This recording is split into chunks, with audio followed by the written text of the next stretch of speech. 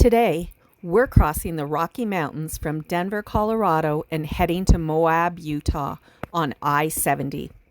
We'll be traveling 565 kilometers today.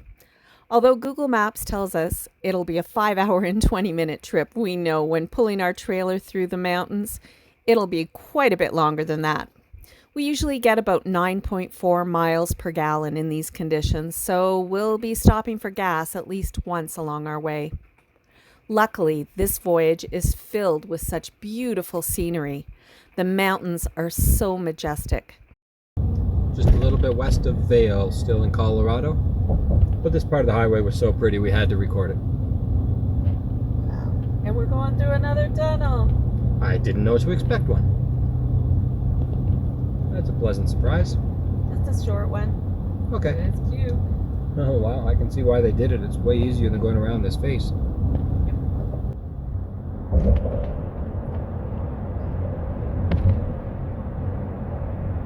Wow, look at the road there too. It was not easy to make this highway. What a feat. Wow. A feat of engineering and construction. Shows you how difficult it is to put these highways through the mountains. That's a lot of work.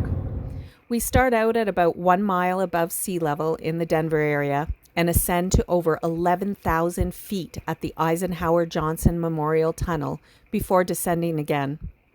There are some steep ascents here, but we don't worry about keeping up to the posted speed limits.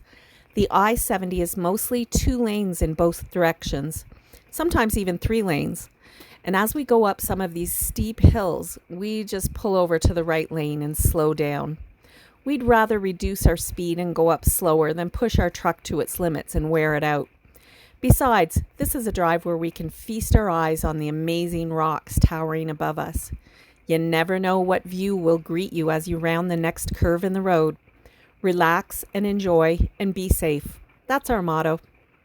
We started off our day at a pleasant 63 degrees Fahrenheit, or 17 Celsius, but at higher elevations, the temperatures fell close to freezing. There was snow on the mountains at these altitudes, and some of the ski hills looked like they could be open. We're very glad that we have good sunny weather for driving today. I wouldn't want to drive this pass in the snow. There are many long, steep descents, 6 and 7% grades with twists and turns. Even in this good weather, we switched the transmission into manually and geared down to save our brakes. You see how there's multiple levels of traffic there? Yeah. Pretty cool. Now they had to build 2 highways. One up, one down. Yep. We're taking the high road and they're taking the low road, I guess, eh, Heather? It's a lot of work to put this interstate through. Oh my gosh, that's stunning. Stunning! They must have been so happy when they were on the plains after doing this work. Much easier to build highways out there. Right through the middle of the mountain. Thank goodness, I wouldn't want to go over that one.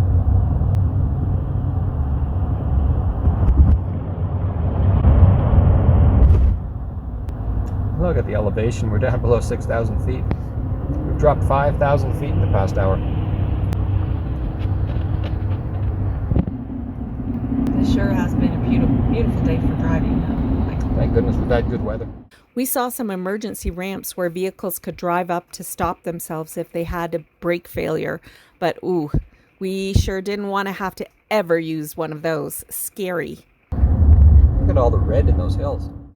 There were a few tunnels through the mountains along our way, but they were tall enough for semi-trucks to pass through, so all of us with RVs or fifth wheels are fine.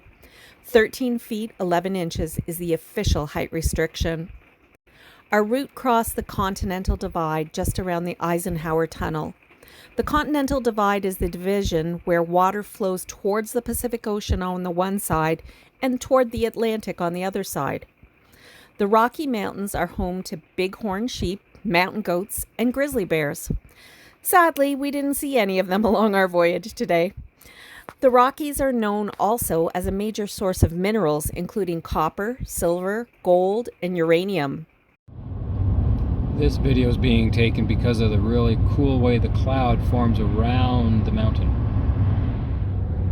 As we twist and turn through the ups and downs of this highway, we marveled at the engineering feat not only to create this major highway through the mountain pass, but also the enormous tunnels that stretch sometimes for a few miles through the rocks. It really is quite incredible. As we get through the Rockies and pass into Utah, the landscape starts to flatten out. But don't be fooled. We are not really in low elevation. We are in the high desert and are still around 4,000 feet above sea level. We're going to be camping at the Moab Rim Camp Park for a few days as we explore Canyonlands and Arches National Park.